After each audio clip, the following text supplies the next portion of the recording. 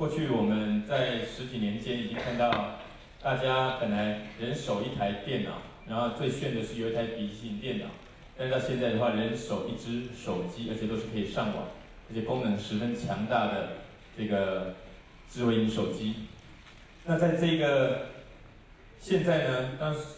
硬体载具本身的一个变化是随身的一台电脑可以让我们看到熟悉的面孔。就像说，我看到熟悉的面孔，原因是一台照相就是随身携带的这一个智慧型手机这个设备，可以做蛮多的事情。那它也导致了一个现在这个新的现象的发生，就是其实不止手机、电脑家里还有电视或者是其他的荧幕现在我们是被多种荧幕影响的时代。讯息来源不是只有会发亮的那个东西，不一定是电视，可能是其他东西。那再来，今天脸书啊、Line 大家都很常使用，那也是一个社群网络的时代。就是没有用 Line 或没有用脸书的人应该在现场是不存在。那这个新的时代呢，我们就把它统合起来，称为行动社群的新时代。那在这个时代下，沟通有什么变化？那我们先考虑一下，沟通有几种形式的朋友与朋友之间沟通，这是一种沟通同事呢，例如说老板跟同仁，同仁跟同仁沟通，就是一种沟通。那或者是企业或与品牌呢，它与消费者沟通。其实不管是私人的沟通，还是商业的沟通，在行动社群时代这个时代底下呢，都起了一个变化。那个变化本身是什么呢？我归纳成有3个挑战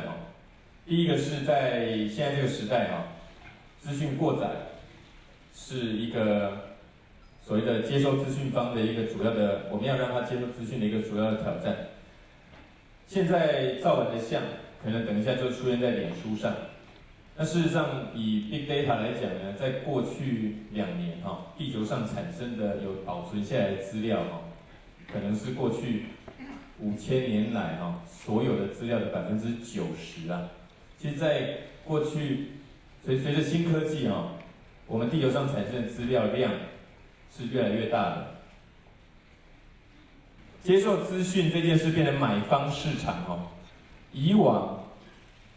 例如说书本有印出来的书你能拿到就不错了，很久以前。不过现在呢，资讯多到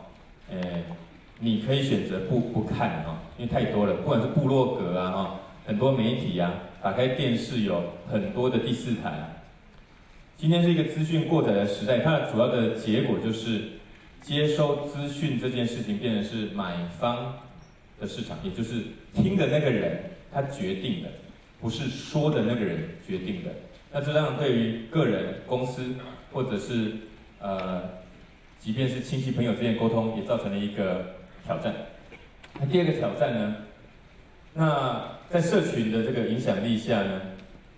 其实今天我们接收到这么多的讯息有很多是来自于朋友的过滤。那朋友的过滤，它的概念是什么？它的结果就是朋友是有影响力的。以往是掌握所谓的主流媒体呢，或者掌握了一个麦克风呢掌握麦克风，像我现在这样子是有影响力的。可事实上呢，可能你听了之后，你在你的 Facebook 上面或者在 Line 上面发了一个讯息给朋友，说这个演讲呢真好那这个也是一个你就在实行这个以往主流媒体才能达到的影响力。而今天呢，朋友是资讯的把关者，是真正影响力的来源。这是第2个挑战，也就是我们无法藉由掌握麦克风或掌握主流媒体而达到影响力。第3个挑战更糟的是，手机这个萤幕的开关机的权利在用户的手里，在听的那个人手里。当然，等一下可能会谈到已读不回这种所谓的问题那其实它只是说明了开关机的权利在接收者那一端。他如果没有要做一个对这个讯息的回应，那他把手机关起来，然后不去看电视，他就看不到了，反正看不到。消费者现在可以决定自己在什么时候、在什么地方来接收相关的讯息。那这些挑战呢？那我们在这个时代如果想要做好的沟通的话，不管是跟朋友、家人，还是跟客户，我们就会有，我们思考一下，是说如何在行动社群行销的时代如何引发消费者的兴趣把讯息能传到他的手里，而且接下来他就跟你讲我要你的东西，或者是我要听你讲的话，这完完全全是一个很大的挑战。就算你产生了一个不错的讯息，第一个它埋在了大海中，就算它不小心到了你的眼前，你可能没开机随着时间timeline 就往后滑弄掉了。那朋友推荐，如果朋友没推荐的话，根本就现在碰到这个消费者的几率太低了。那如果要解决这个问题，或者等一下我们还会有更多的讨论我这里只用 LINE 的例子来描述一下，例如说在面对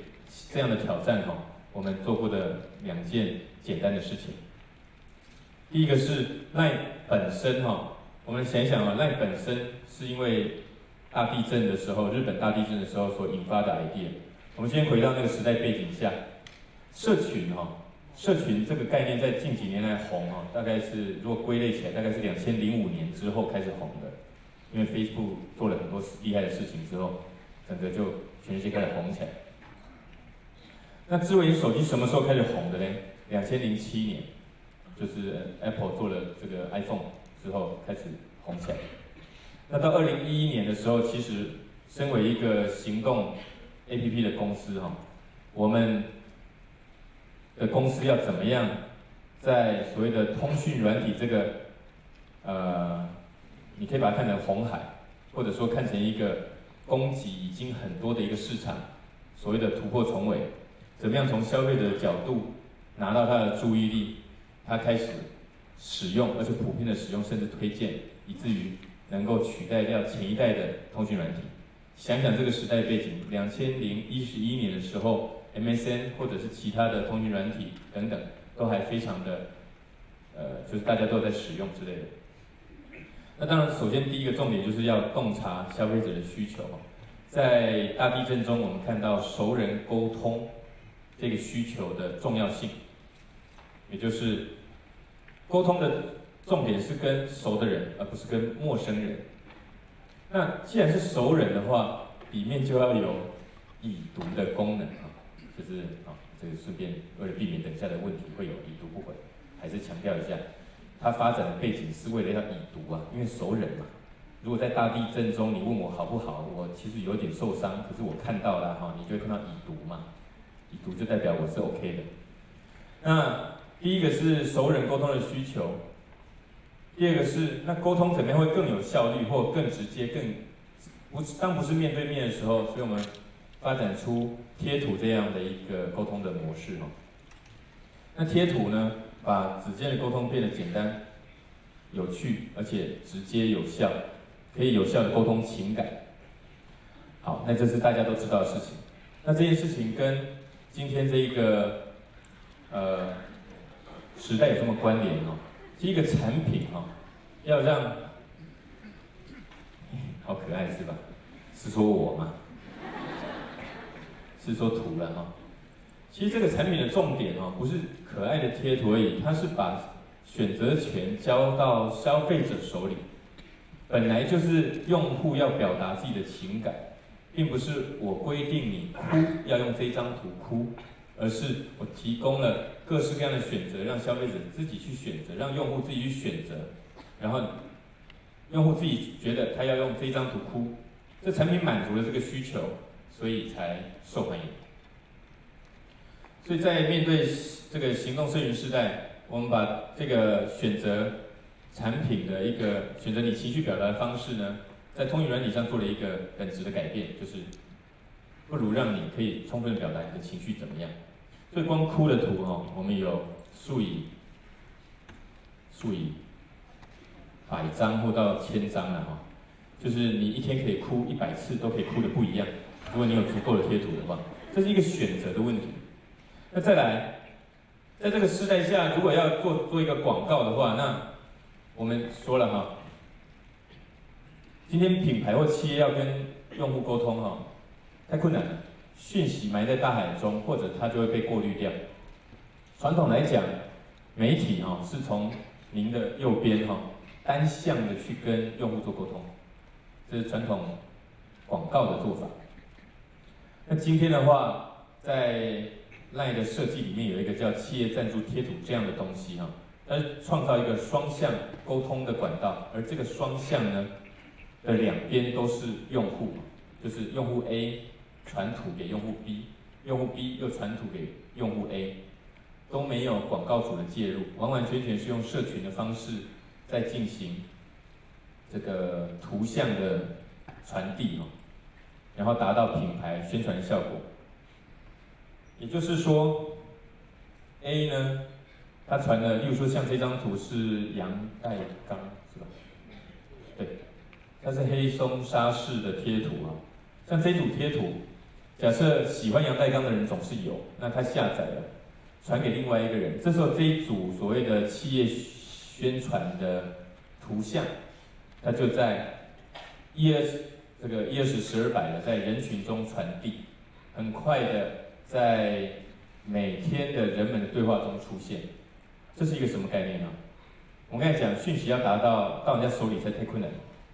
所以发展出一个这样子的广告模式，让企业主去用。人们要不要传这张图？主控权在谁手上？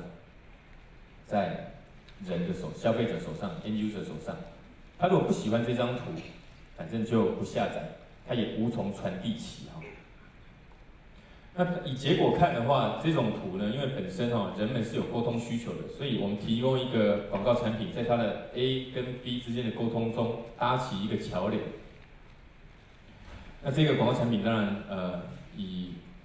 用户的受欢迎程度是很不错的，在企业主来讲也很不错。那我举这两个例子是为了要得出一个简单的结论是在今天大家都用手机在进行 沟通的这个时代今天的沟通模式跟以前的沟通模式会有什么不同不管是我跟你沟通，你跟爸爸妈妈沟通，长官跟部属沟通，企业跟消费者沟通，在今天这个时候，经由刚刚我描述的这个3个挑战我觉得在今天的沟通模式中，要把主控权 放回给消费者，或者主控权放回给员工，主控权放给我们要去沟通的那个人。由消费者主控的沟通模式，是在行动社群时代下行销的关键。当我们知道说主控权反映在他，我们会发明一种新的内容，或者是适应他喜欢的方式来跟他进行沟通，然后这样子就可以达到比较好的沟通效果。